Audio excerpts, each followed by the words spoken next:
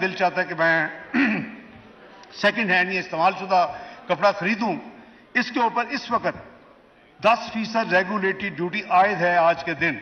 اس duty کو ختم کیا جا رہا ہے۔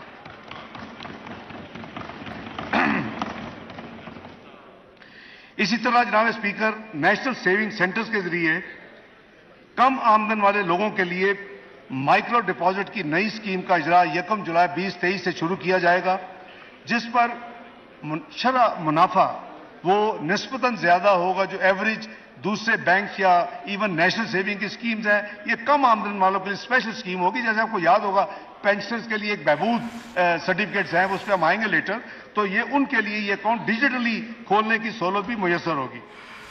جناب اسپیکر، اب میں شعبہ توانائی کی طرف آتا ہوں۔ پاکستان اپنی توانائی کی ضروریات کے لیے درآمدات پر انحصار کرتا ہے۔